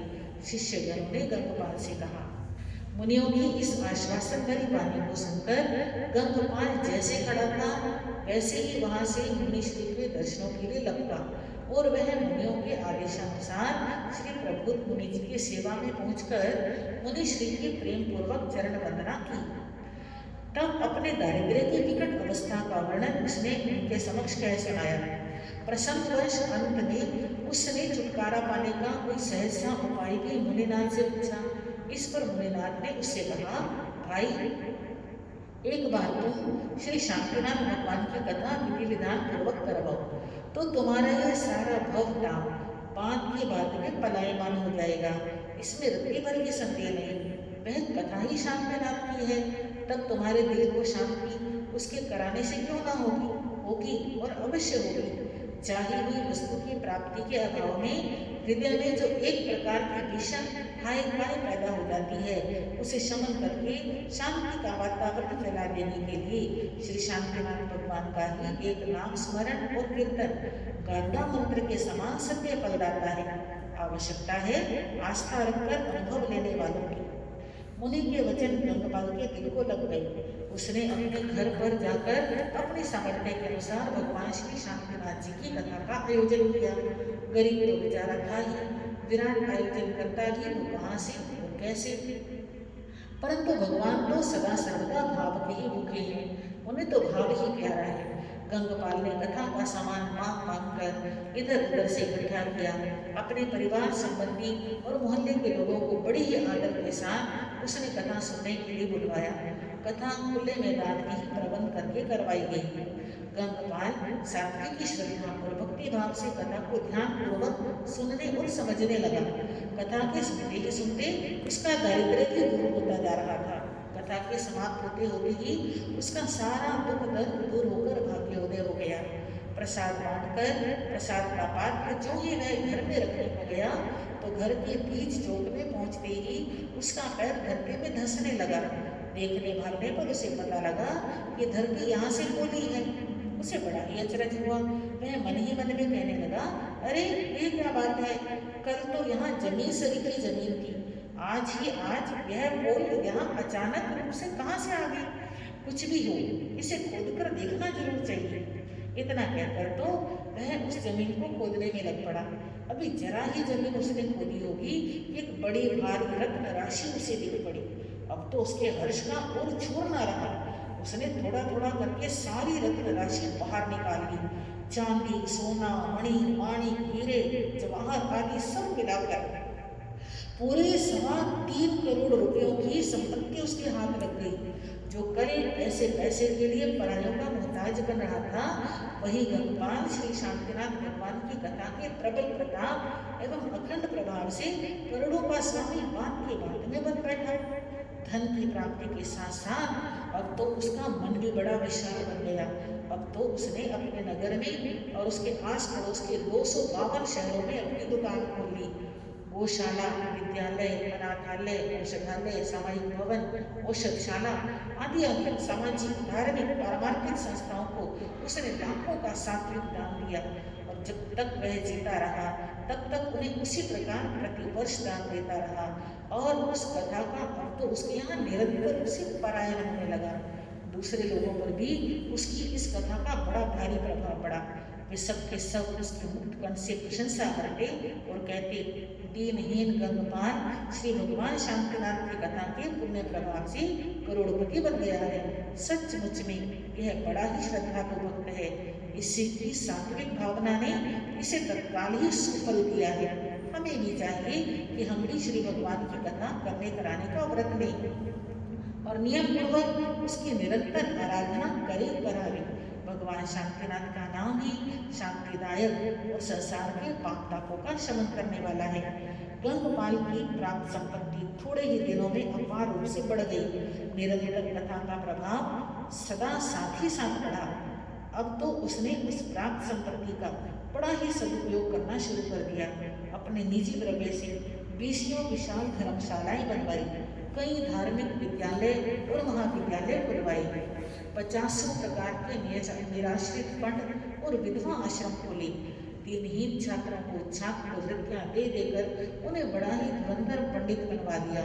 कितनों को गुप्त दान देकर उनकी आए दिनों सहायता की। यूं जैसे वह परोपकार करता जाता था, वैसे लक्ष्मी भी दिन दूनी रात चौगुनी उसके घर में हो जाती। लक्ष्मी बढ़ती भी क्यों नहीं, पुण्य की जड़ पाताल में होती है। तब पुण्य और परोपकार के कार्यों से कोई फूले क्यों नहीं? यदि सदाबहार वहां नहीं रहेगी तो कहाँ रहेगी? गंगपाल ने अपने आदर्श दिनचर्या और धर्म आचरण से अपने समस्त मुनि निवासियों को श्री भगवान शांतिनाथ के नाम और पावन कीर्तन का सच्चा उपासक बना दिया। उसने अपने जीवन काल में श्री शांतिनाथ भगवान की कथा का पर्याप्त प्रचार किया। बोलिए श्री शांतिनाथ भगवान की जय। बोलिए श्री शांतिनाथ भगवान की जय। पांचवी कथा सेठ गुणसुंदर की धर्मपत्नी देवी बाधा नाश के लिए। जो व्यक्ति भूत प्रेत पिशाच और वेतर आदि देवी उपद्रवों से ग्रसित हो उन्हें श्री शांतिनाथ भगवान की कथा करनी करानी चाहिए। कथा के अमर प्रभाव से उनकी भी देवी बाधाएं ठीक वैसे ही पलायमान हो जाएगी जैसे कि प्रचंड पवन के प्रबल वेग से गगन व्यापी मेघमंडल बाद की बात में चिन्हित हो जाते हैं। इसी कथा के कारण सेठ गुणसुंदर की धर्मपत्नी की देवी बाधा दूर हुई थी और उन्हें पूर्ण स्वास्थ्य प्राप्त हुआ था। आज से लगभग 2400 वर्ष पहले इसी भारतवर्ष के धराधाम में सौबीर नाम का एक बड़ा ही विशाल नगर था। वहाँ के प्राय सभी निवासी बड़े सुखी और समृद्धिशाली थे। शहर इतना सुंदर और मन भावन था कि उसकी 10 दिशाओं में आठों पहर चहल पहल और राग रंग मचे रहते थे। वहाँ के उस समय के राजा का नाम था महाराज शत्रु। उस नगर में धनपाल नाम का एक प्रतिष्ठित नगर सेठ भी रहता था। राज्य और पंचों में उसकी पूरी प्रतिष्ठा थी। उसके गुणसुंदर नाम का एक बड़ा पीड़ित लड़का था। अपने माता पिता के दुख तक को उल्लंघना घोर पाप समझता था। एक बार गुणसुंदर की धर्मपत्नी को व्यंत्री बाधा लग गई। बढ़ते बढ़ते उसकी वे बाधा इतनी बढ़ गई कि फिर तो वह लगातार एक दिन भर और कभी कभी 2-2 दिन तक बेसुसी पड़ी रहने लगी। उसके दांतों की बत्ती सी घट जाती तो कभी जम्भैया पर जम्भैया वे लेती, फिर कभी चिल्ला चिल्लाकर वह रोने लगती और अपने सिर तथा छाती को पीटने लग जाती। उसका खाना पीना और नींद सब के सब बेकार से हो गए थे। उस व्याधि के कारण उसका शरीर कृश हो गया था। यही कारण था कि उसके सारे परिवार के चित्तों में भी बड़ी बेचैनी सी छा रही थी। गुणसुंदर अपने बाप का इकलौता पुत्र था। अपने प्राण प्रिय और आज्ञाकार बालक की वधू की दशा देखकर धनपाल का हृदय तो और भी विशेष रूप से कांप उठा था। उसे किसी भी सियाने की जरा भी टोह लगती कि चट वह स्वयं उसके पास जा पहुंचता। यूँ दिन में अनेकों बार यंत्र मंत्र और तंत्रों का प्रयोग उस पर किया जाता था, पर थोड़ी ही देर के बाद वे बिल्कुल ही बेकार सिद्ध होते। बेचारे सेठ ने लाखों रुपया फूंक दिया था और प्रतिदिन फूंकता ही चला जा रहा था, परंतु मर्ज बढ़ता ही गया ज्यों ज्यों दबा की। रोग 1 इंच भर भी इधर से उधर ना हुआ। इस संकट के मारे सेठ का सारा परिवार बेचैन था। वधू को उपचार के लिए कई जगह ले जाया भी गया, परंतु फर्क कहीं भी कुछ ना हुआ। घर में भोजन की तैयारी होती कि उसी दम वह व्यंत्री उसके शरीर पर अपना महान करुणापूर्ण प्रभाव दिखाने लगती। पड़ोसी में थाली यूं क्यों पड़ी रह जाती। सारे कुटुंबी जनों का खाना पीना एकदम हराम हो जाता। कोई कोई तो हाथ में पकड़े हुए कोट तक को छोड़कर उठ बैठते। घर के सारे छोटे बड़े लोग अपने आपने बल से इस बात के प्रयत्न में लगे हुए थे किसी भी प्रकार किसी के भी द्वारा यह उपद्रव शांत हो जाए। आने जाने वाले सियाने लोगों की प्रतिदिन सेठ के घर भी इतनी भीड़ लगी रहती थी कि मानो वे घर एक चलता फिरता बाजार भी बन बैठा हो। इतना सब होते हुए भी एक भी उपाय कारगर न हो पाता था। एक दिन श्री सुमत मुनि जी अपने शिष्यों को साथ लेकर वहाँ पधारे। उनमें से मुनिगण अपने मुंह पर बनी हुई मुपट्टी और शरीर पर ओढ़ी हुई चादर का परिमार्जन और प्रतिलेखन कर गोचरी के लिए पधार रहे थे। इन मुनियों के वेश, शील, संतोष और चमकते हुए चेहरों को मार्ग में सेठ धनपाल ने देखा और वह इसकी ओर बड़ा ही आकर्षित हो गया। मुनियों के मुंह पर बनी हुई श्वेत मुख वस्त्रिका, हाथों में काठ के पात्रों वाली झोली और कान में मुलायम ऊन का रजोहरण देखकर वे मन ही मन विचार करने लगा कि आहा, इन मुनियों का वेश विन्यास कितना वैराग्य दर्शक है, इनकी मुख मुद्रा कितनी सौम्य और शांत है। यूँ विचार करते हुए मुनियों के निकट में आया और बोला, संतों, आज आपके दर्शन पाकर मेरा मन बड़ा ही प्रसन्न हो उठा है। मुझे विश्वास होता है आपके दर्शनों के पावन प्रभाव से मेरे परिवार और मेरी प्राण प्रिय पुत्र वधू की सारी चिंताओं और बाधाओं का शीघ्र ही अंत होने वाला है। भगवान, मेरी पुत्र वधू को कई महीनों से व्यंत्री ने बड़ी ही विकट बाधा पहुंचा रखी है, जिससे उसके प्राण तो संकट में पड़े हुए हैं, परंतु हम सब पारिवारिक जनों के चित्त भी अत्यंत चिंता में डूब रहे हैं। इस उपद्रव की शांति पुष्टि के लिए मैंने एक नहीं अनेकों उपाय किए और आज भी मैं कर रहा हूँ। सैकड़ों प्रकार के यंत्र मंत्र तंत्र जादू टोने डोरे डंडे और गंडे किए, हजारों अच्छे अच्छे सयानों को लाया और उसे दिखाया, परंतु अभी तक किसी एक का भी कोई उपाय कारगर न हुआ। इससे हम सभी लोग बड़े ही दुखित हो गए हैं। परंतु आज आपके पावन दर्शन पाकर मेरे मन में एक नवीन आशा का संचार हो आया है। मुझे पूर्ण विश्वास है कि आपकी अनुपम कृपा अनुग्रह और दया से उपद्रव का शीघ्र ही अंत हो सकेगा। यदि संतों ने मुझ दुखिया की प्रार्थना सुनकर इस बाधा को हटाने की कृपा की तो मैं आज जन्म प्रभु के पावन चरणों का सेवक बना रहूंगा। इस पर मुनियों ने कहा, भाई जरा सी बात के लिए इतने हताश और उदास होने की तो कोई बात नजर नहीं आती। संतों की शरण में पहुंचने पर जब भव बंधन भी आसानी से कट जाता है तब ये बाधा तो है ही किस बात की मुनि। इस बेचारी छोटी सी बात की तो विसार ही कौन सी है। क्यों श्रावक जी, क्या इस बाधा शमन के लिए श्री शांतिनाथ भगवान की कथा कभी कराई? प्रभु नहीं, इस कथा का नाम मैं आज ही आप संतों के मुँह से सुन पाया है। यदि इसका कोई पता तक मुझे कभी मिल पाता तो मैं अवश्य ही इसे करवा लेता। मुनिराज, इस कथा का विधि विधान क्या है? कृपा करके मुझे इतना और समझा दीजिए। मुनिगण पहले सारी विधि कथा बताई तब वे बोले, अच्छा तो अब यहाँ से जाकर श्री शांतिनाथ भगवान की कथा तुम करवाओ। उसके प्रबल प्रभाव से उपसर्ग तत्काल ही अवश्य में शांत और शमन हो जाएगा। चिंता की तनिक भी जरूरत नहीं। सेठ ने संतों का बड़ा भारी उपकार माना। घर पर आते ही अपने परिवार के लोगों तथा दास दासियों से कथा का सारा आयोजन बात ही बना डाला। कथा प्रारंभ हुई। कथा में पुत्रवधू को भी बिठाया गया। कथा का कार्य जो ही प्रारंभ हुआ उसके अभी कुछ शब्द मात्र ही उस वधू के कानों में पड़ पाए होंगे कि उसके शरीर में व्यंत्री आ गई। वे आते ही खूब रोई चिल्लाई, नाना प्रकार के श्रेष्ठ चित्र मिचाए।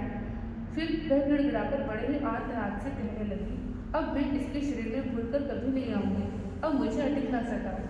वे व्यक्ति जब यूरो और चिल्ला रहे थे उस समय सभा मंडप में शहर के सैकड़ों प्रतिष्ठित पुरुष तथा रईस विद्यमान थे। जिन लोगों का भूत प्रेत पिशाच और व्यंत्री आदि में विश्वास नहीं था उन्हें सब कुछ अपनी आंखों से देख और कानों से सुनकर दांतों तले उंगलियां दबानी पड़ी। जो लोग अपने अज्ञान के वश अपने ऋषियों की प्राचीनतम बातों को असत्य और अनर्गल तथा केवल कपोल कल्पना मात्र समझ रहे थे उन सभी की बुद्धि आज ठिकाने लग गई। कथा का भी 3/4 भाग भी समाप्त नहीं हो पाया था कि इतने में ही वह व्यक्ति उसके शरीर से निकलकर 9-11 हो गई। अब उसने वहां न आने के लिए शपथ खा ली थी।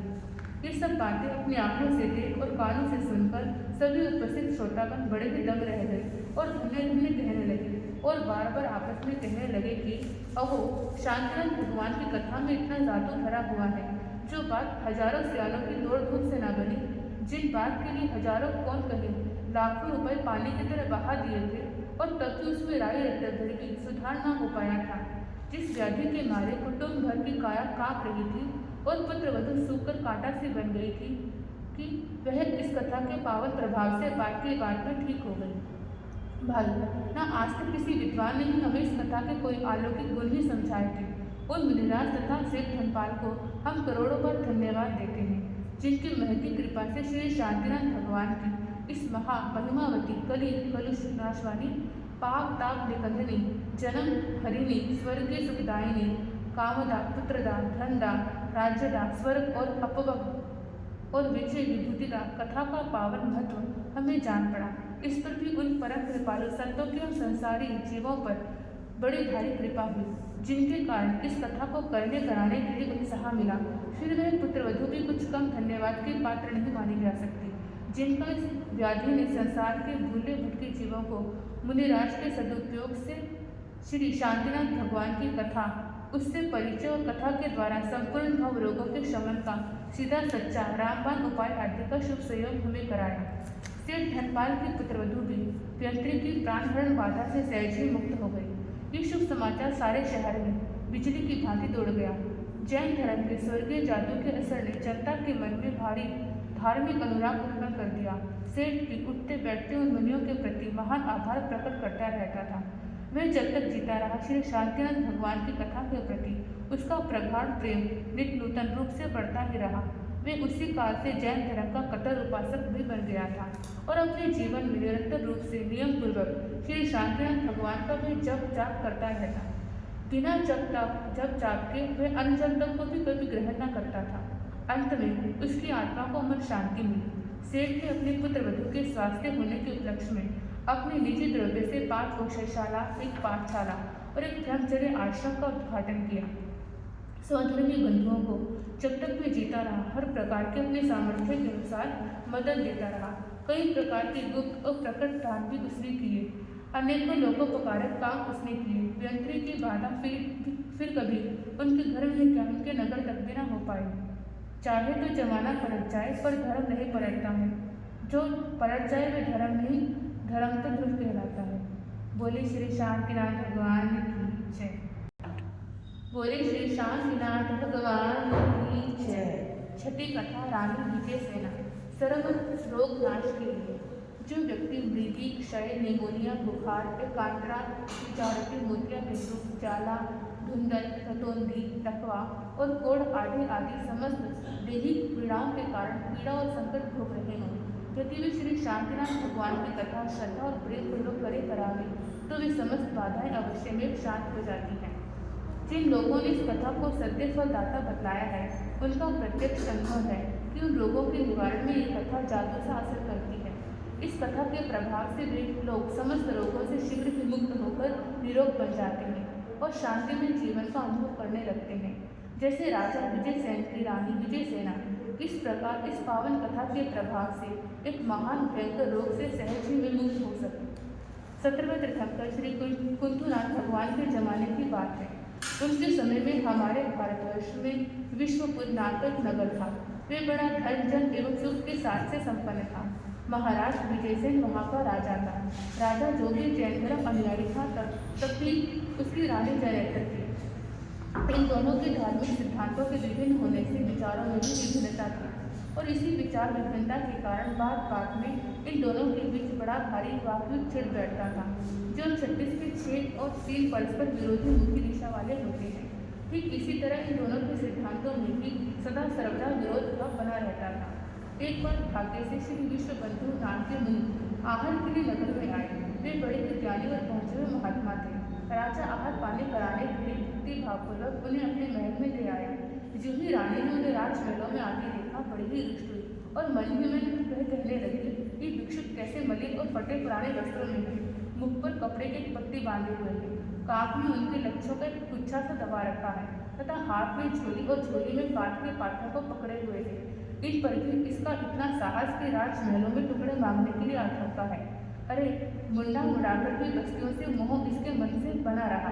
जोगड़ा बनकर भी इसने संसार से सरोकार को ना तोड़ा। सच्चा साधु ये होता तो जंगलों को छोड़कर बस्ती में आता ही क्यों? वहीं फल फूल खा पीकर मौज मारता और भगवान के भजन में मस्त रहता। परंतु जान पड़ता है नारी मुई गृह संपत्ति भोगी, मुंड मुड़ाए भय वैरागी कि करने वाला कोई साधु कष्टधारी साधु है। पेटार्थी पुरुष ये है। मैं तो ऐसे पुरुषों का मुंह तक देखना अमंगलकारी समझती हूँ, परंतु हमारे राजा जी तो ठहरे। राजपद पाकर भी इन्हें अभी तक हीरे और कांच की परीक्षा करने न आई। राजा उसकी शक्ति में अंधे, उनकी भक्ति में अंधे हो रहे हैं। उन्हें बिना देखे खाले ऐसे लोगों को महल में लाकर भोजन और पानी देने का कुछ रोग भी लग गया है। राजा जी कांच को भी हीरा जान और मानकर मोल तोड़ ठहराते हैं। यूँ मन में अनेकों भांति से मुनिराज को उसने कोसा और खोटा खरा बताया। इतना ही नहीं, 2-4 खरी खोटी भी उन्हें सुना दी। परंतु मुनि महाराज तो क्षमाशील थे। किसी की खरी खोटी से उनके बनने और बिगड़ने वाली बात ही कौन सी थी? वे विज्ञान धन थे, शांति के सागर थे। संसार की भूल भ्राइयों में फंसे रहने वाले मानवों पर उन्हें रोष और विषय होता भी क्यों? अतः भोजन लेकर मुनि महाराज तो जिस ओर से आए थे उस ओर वापस चले गए। उग्र पाप वह कहलाता है जो तत्काल ही अपना बदला चुका लेता है। रानी ने अकाल में मुनि की निंदा और भर्त्सना की थी। तत्काल उसे उसका उत्तर भी वैसा ही मिला। अचानक उसके अंग प्रत्यंगों में एक महान विकृति सी आ गई। उसका गौर वर्ण श्याम रंग में बदल गया। जो कल महान सुंदरी थी आज वही एक महान कुरूपा बन गई। कहीं रात और कहीं पीप तथा खून उसके अंगों से बहने लगा। दुर्गंध उसके शरीर से फूट निकली। फल रहे परिजन तो परे रहे, उसकी प्राण प्रिय और परम आज्ञाकारी दासियां तक उसके पास फटकने से हिचकिचाने लगी। उसके शरीर से कोट फूट निकला। बगंदर का रोग उसे हो गया। ये देख और सुनकर राजा तथा सारे राज परिवार के लोग अचरज और विषाद में डूब गए। वे कहने लगे, अरे एकाक ये क्या हो गया? तब राजा ने रानी के पास आकर पूछा, प्रिय, तुम्हारी कंचन जैसी काया की अचानक ये दशा क्यों हो गई? प्राणनाथ, जैसी गलती वैसे ही पार उतरनी, ये सब मेरे ही दृष्ट तथा अदृष्ट कर्मों का प्रत्यक्ष फल है। प्राणियों को देर या सवेरे में अपने पापों का प्रायश्चित अवश्य में करना ही पड़ता है। कर्मों के सामने किसकी गलती कैसे सकती है? किसी की कोई हस्ती चल भी कहाँ तक सकती है? मैंने जैसा किया वैसा ही पाया। मुनि महाराज की जो अकारण ही निंदा और भर्त्सना की थी, यह उसी का प्रत्यक्ष और तात्कालिक परिणाम है। उसी का ये विषैला फल मुझे हाथों हाथ भोगना पड़ रहा है। उनकी अकारण ही निंदा करके जो उग्र पाप मैंने कमाया है, उसी पाप का अब उदय है। अब तो जो करके इसे भोगना ही पड़ेगा। प्रिय, सचमुच में तेरे हाथ से अकारण ही अविचार से अकाज हो गया है। अच्छा, जो हो गया सो हो गया, परंतु फिर भी एक बात अभी भी अपने हाथ में है। वे है कि उन मुनिराज के पास चलकर अपने गुनाह उससे माफ करवा ले। मुनि लोग यूं ही क्षमाशील होते हैं। उनके लिए तो निंदा और स्तुति तथा शत्रु और मित्र सभी समान हैं, क्योंकि स्वभाव ही से वे समदर्शी होते हैं। राजा की बात सुन और मानकर रानी उनके साथ हुई। दोनों चलते चलते उन्हीं मुनिराज की सेवा में पहुंचे। रानी ने अपने विनम्र भावों से अपने कृत पापों के लिए अंतःकरण से क्षमा चाही। आश्वासन ऐसम आराधना संकेत। इस पर मुनिनाथ ने फरमाया, देवानुप्रिय, हमें संसार के भले बुरे से वास्ता ही क्या, किसी के हक में बुरा तो हम करने ही क्यों बैठे? श्री वीर प्रभु के द्वारा बताए गए सिद्धांतों के अनुकूल अपने सिद्धांतों को बताना ही हमारा प्रधान ध्येय, परम कर्तव्य और वास्तविक धर्म है। अतएव ऐसे पुरुषों पर साधु को कभी क्रोध न करना चाहिए जो उन्हें वंदना न करे, तथा ऐसे पुरुषों पर साधु को कभी प्रसन्न भी नहीं होना चाहिए जो उन्हें वंदना करते हों। इस प्रकार जो व्यक्ति श्रमण साधुओं को सम्मान प्रदान करते हैं, उन पर भी उन्हें प्रसन्नता प्रकट नहीं करनी चाहिए। अर्थात निंदा और स्तुति दोनों ही अवस्थाओं में निंदक और प्रशंसक दोनों ही प्रकार के व्यक्तियों को जो समान दृष्टि से देखे, वही सच्चा साधु है।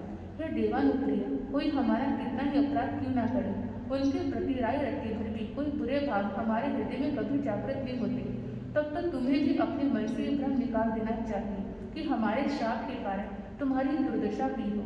दुख और सुख तो अपने ही कृत कर्मों के भोग हैं, जो एक ही शरीर के दो पैरों की भांति बारी बारी से आकर अपना प्रभाव दिखाते ही हैं।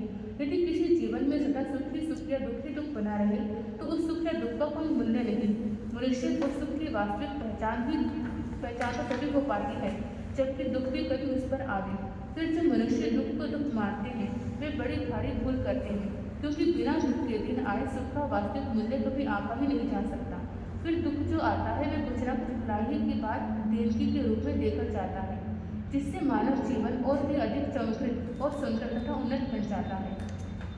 परंतु चाहे उस दुख से कोई सीखने की इच्छा रखने वाला, तुम अपने ही ऊपर से देख लो कि यदि ये संकट तुम पर आकर ना पड़ा होता, तो संतों की शरण में राजा और तुम आने ही क्यों लगते?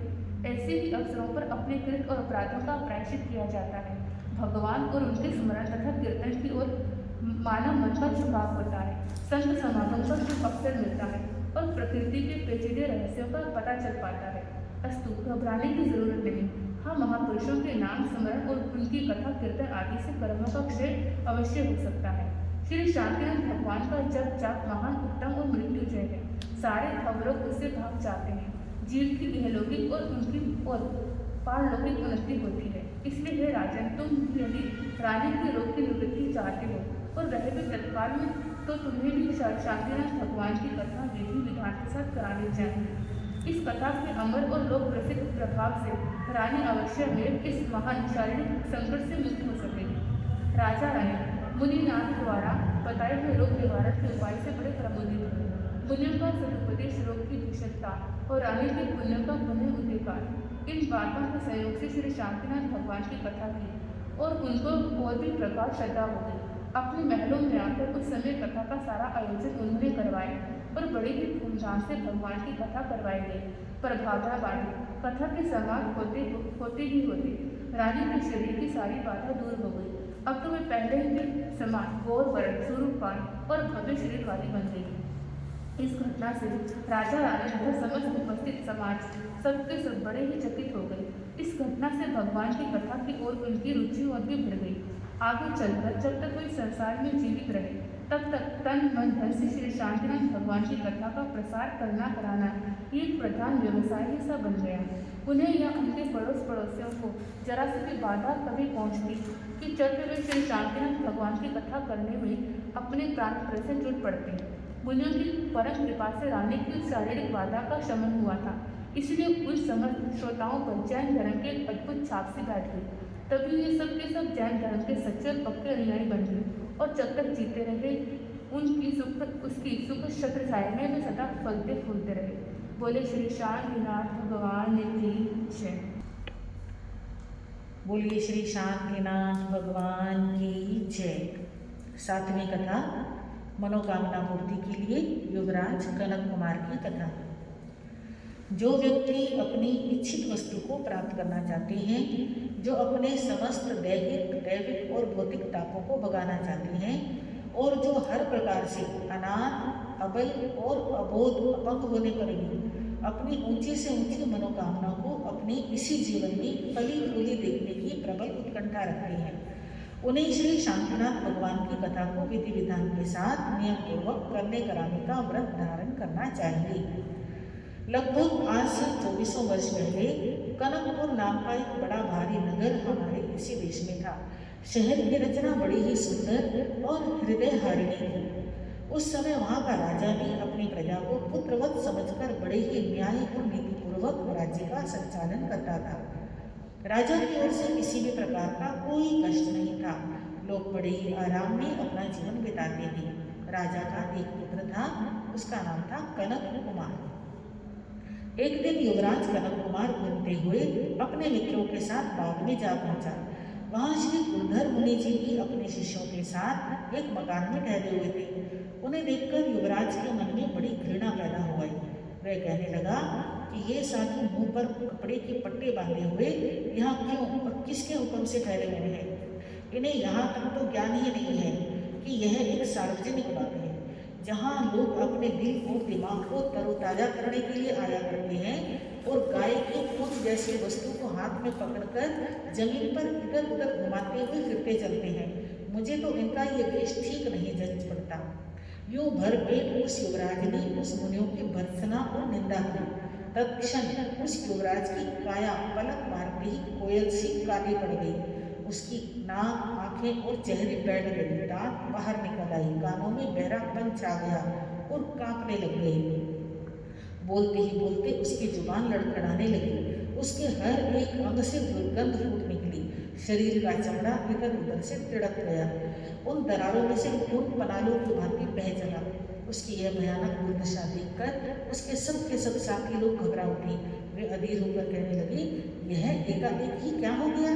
हो नहीं, अभी अभी जो इस युवराज ने इन मुनियों की अकारण ही निंदा हमारे सामने की है, उसी का यह जीता जागता फल है। वे एक स्वर से बोल पड़े, प्यारे राजकुमार, यदि हमारी प्रार्थना को आप स्वीकार कर लें तो एक बार होश हवास रहते हुए अपने सब लोग इन समीपस्थ मुनियों की शरण में पहुंच चले और अपने कृत अपराधों की क्षमा याचना कर लें। राजकुमार ने करुणा भरी आंखों से तथा सिर को हिलाकर उनके इस प्रस्ताव के अनुमोदन और समर्थन किया। साथी लोग तत्काल ही राजकुमार को लेकर मुनियों की शरण में पहुंचे। राजकुमार ने अपने साथियों के साथ अपनी लड़खड़ाती हुई जुबान और कांपते हुए हाथ पैर से मुनियों के चरणों में गिरकर प्रार्थना की। मुनिराज, मुझसे अकारण ही आपकी बड़ी भारी भर्त्सना हुई है। मैंने व्यर्थ ही में आपकी निंदा की है, आपको घृणा की आंखों से देखा है। उसी का जीता जागता यह कुफल है। प्रभु, उसी अपराध के कारण मेरी ये दुर्दशा हो गई है। समदर्शी मुनिराज, मुझे क्षमा करें। आप संत हैं, क्षमाशील हैं। आपके लिए तो शत्रु और मित्र सब एक ही से हैं। आखिरकार कितना ही कोई कुछ कहे सुने, फिर भी आप तो आप ही हैं और हम लोग तो बड़ों के ही स्वभाव से बच्चे ही ठहरे। मुनिराज, अनजान में कुछ भी अपराध हम लोगों से बन पड़ा हो तो क्षमा करें। भविष्य में भूल कर भी ऐसा कोई अपराध मुझसे कभी न बन पड़ेगा। मैं आपके और आपके साथियों के सामने ऐसी शपथ लेता हूँ। श्री कुंभीर मुनि जी युवराज को अभय करते हुए मानव कर्तव्य की प्रेम भरी पुनीत शिक्षा देने लगे। युवराज, तुम ठीक कह रहे हो। जीव जैसे भी कर्म करता है, देर या सवेर में उसका वह फल अवश्य ही पाता है। इसलिए संसार के जीवों को कर्म बांधते समय लोक और परलोक के भय को सदा सर्वदा सम्मुख देखते रहना चाहिए। अंत समय में ना तो धन ही साथ देता है और न माल खजाना ही। कुटुंब, कबीला और साथी सब यहीं के यहीं धरे रह जाते हैं। साथ तो केवल जीव के द्वारा अपने किए हुए कर्म ही आगे हो जाते हैं। अब यह बात दूसरी है कि वे कर्म भले हैं या बुरे। अतएव राजकुमार, झाड़ फेंको मिथ्यात्व के इस कूड़े करकट को अपने मन से और अपने स्वरूप को पहचान कर अपने असली धर्म का अनुसरण करना तुम सीखो। इसी में तुम्हारी और जगत के जीवों की भलाई है। यही मानव जन्म और जीवन को धारण करने का फल है। राजकुमार, तुम्हारा कल्याण हो।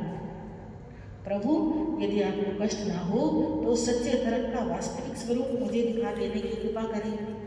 मुनिराज ने युवराज की जिज्ञासा को जानकर सत्य तथ्य का निरूपण किया। वे बोले, युवराज, तुम्हारी जिज्ञासा से हमें बड़ी प्रसन्नता है।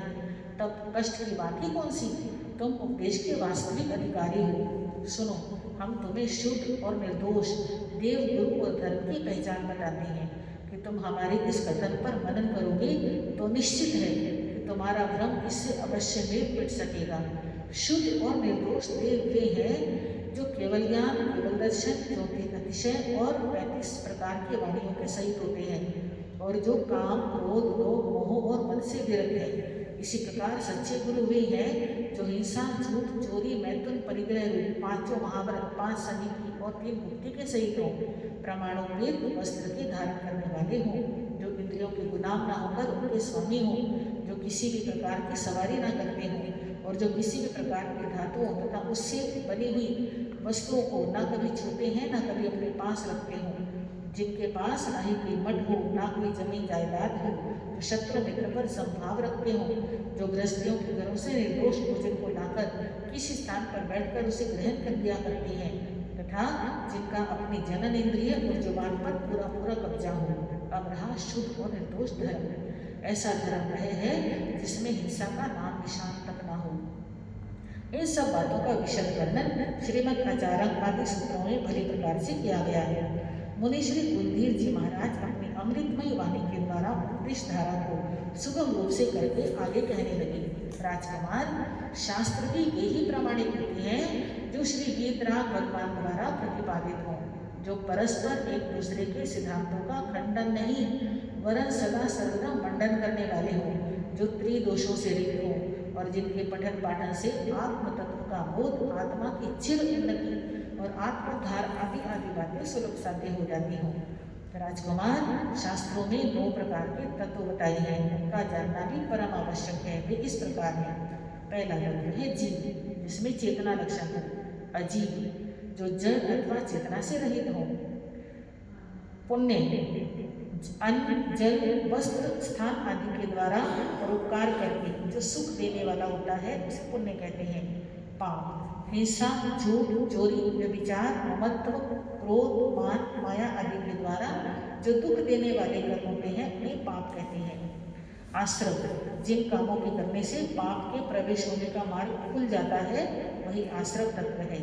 संवर, जिन कार्यों के करने से पाप के प्रवेश होने का मार्ग बंद हो जाता है उसे संवर तत्व कहते हैं। निर्जरा, बंधे हुए पापों को तपस्या आदि के द्वारा क्षय कर डालने को निर्जरा कहते हैं। बंध, स्थिति पूर्वक कर्म के बंधन को बंद कहा गया है। मोक्ष, समस्त प्रकार के कर्मों का समूल नाश हो जाना ही मोक्ष कहलाता है। हे कल्याण कामना कांक्षी राजकुमार, गृहस्थ धर्म को धारण करने से ही यह जीव कर्मों के फंदे से छूटकर मोक्ष का अधिकारी बन जाता है। वह गृहस्थ धर्म संक्षेप में यूं है: बिना अपराध किसी भी जीव को द्वेष में वशीभूत होकर नहीं मारना। ऐसे महान असत वचन जिनके कारण राज्य, पंच और लोक में अनादर होता हो, जिनसे भांति भांति के अनर्थ पैदा होते हो, ऐसे कभी भूल कर भी नहीं बोलना।